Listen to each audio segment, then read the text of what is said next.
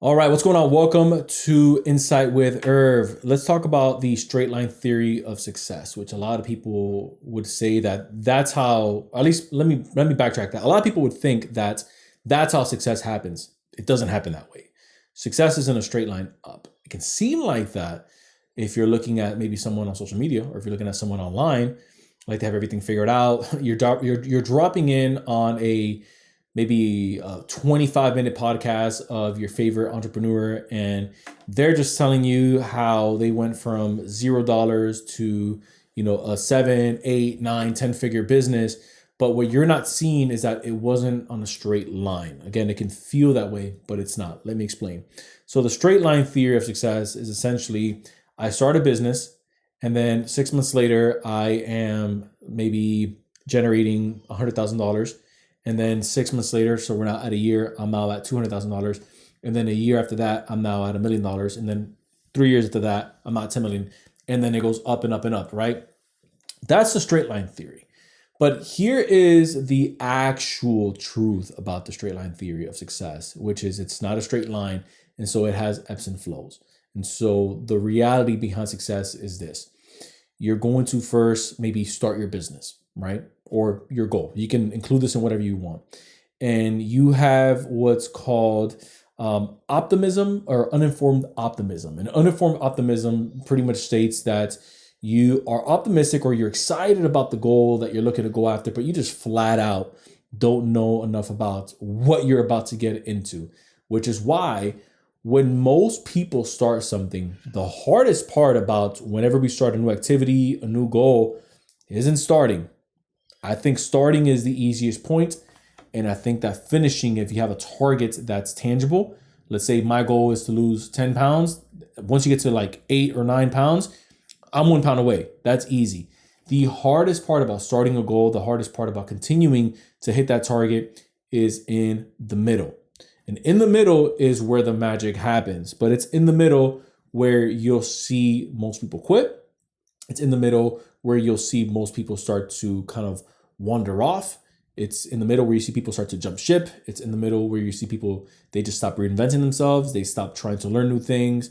They stop feeding that fire. And it's in the middle where your character's built. It's in the middle where you continue to fuel that fire. It's in the middle where you learn new things about yourself, maybe about the work that you're going after, or even about the process that you're in. And so starting is easy, finishing is easy, staying in the pocket long enough, even when you're in pain, which is where most people are going to exit the mission, is where you want to focus. And so going back to the success curve, let's say that your goal is to get to $1 million business. When people are starting out, they'll tell their friends and family of the new business venture that they have in mind, right? Which is fine. You want to let people know. Word of mouth is a fantastic thing. They then go into that place and they, first 6 months in, they haven't made $1. In fact, you are more out of pocket since you started this thing than when you had maybe a job or when you had a different business. And now you're looking at it like, why did I even start this to begin with?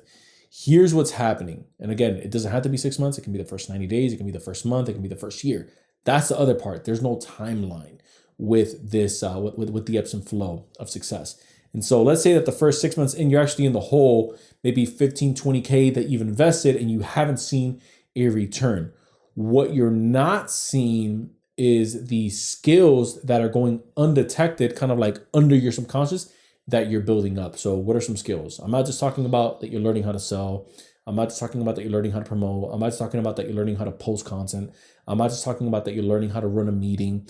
But the other skills of what you're building is you're training yourself to continue going even without seeing a result.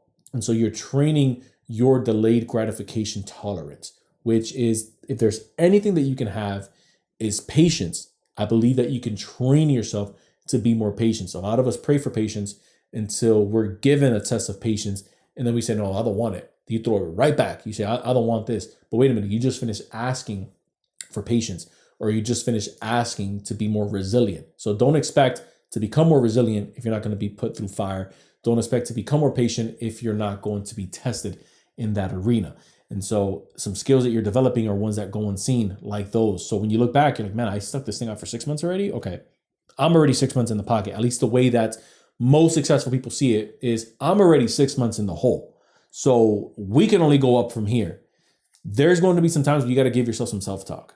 Let's be real. You got to give yourself some self-talk, even if the world is crumbling down, even if you don't fully believe it. There is a little bit of delusion, and I maybe lost some of us in this one, but there's a little bit of delusion that comes with believing in your goals and believing in what you're going to set out for. Because remember, you don't have any evidence that you're going to hit your target. There is no, you can point back to and say, I've done this before. No, you haven't, especially if it's a big goal. And so there needs to be a little bit of delusion there. Again, maybe you want to swap that word out if it means, if it maybe sits well a little bit better with you. Having faith, you can swap it out, right? But you're going to have a little bit of the faith, a little bit of delusion that what you're working on is going to maybe get you the result that you want to get, right? Whether it's going to be 6 months in, whether it's a year in.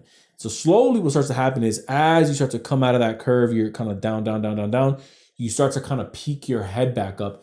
And then you start seeing maybe some sales start rolling in. You start seeing, okay, wow, the phones are ringing. Okay, wow, we're getting some deals. Oh, wow, our posts are gaining traction. Oh, wow, I'm starting to lose some weight. And so you start to see that kind of like work its way up. And so it starts to feel like, okay, we're finally starting to have a breakthrough.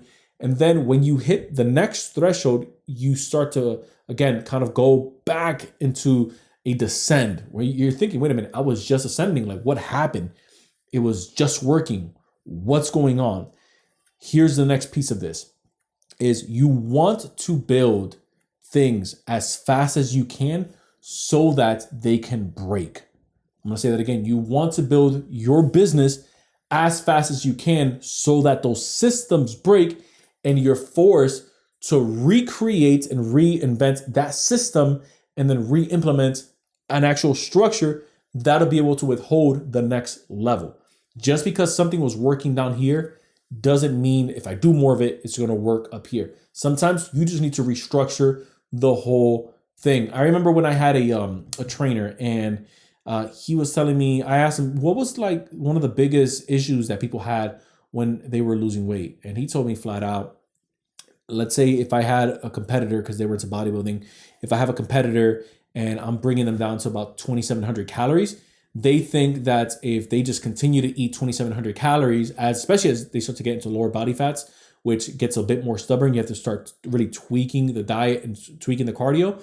They think that just eating 2,700 calories a day and doing their cardio, which is 25 minutes on the stair stepper for the entire prep, which is usually about 12 weeks, they think that that's going to get them to show right to the show. And so I asked him, okay, so what ends up happening? He said, what ends up happening is you have to start manipulating the foods and you have to start pretty much manipulating the carbs. So not to get so, geeky into this stuff, but essentially you're starting to drop, let's say from 2,700 calories down to 2,500 calories. And so now if 2,500, and now if let's say 60% of those calories were composed of carbs, now maybe 80% of those calories are composed of protein and the other 20% are composed of carbs. Because now as you start to go into lower body fats, your body starts to look for different places that it can attack the fat at. And so rather than, and instead of having maybe 25 minutes of cardio for 3 times a week, we now have to bump that up to 35 minutes of cardio 4 times a week, because what was working down here is no longer going to work up here. And the difference with this piece right here that you'll see, for some people, it can be a 1x output. For others, it can feel like a 10x output. Sometimes it's 100 times more energy, which is also why when someone is finally starting to see that breakthrough in their life, or they're finally starting to see that breakthrough in their weight, or they're finally starting to see that breakthrough in their business, they say, wait a minute, it's taking a little bit more effort to keep this party going. And I don't know if this is worth it. But when they look back, you've gone a heck of a lot further. And so that would be the trade-off. And that would be the question that you want to ask yourself.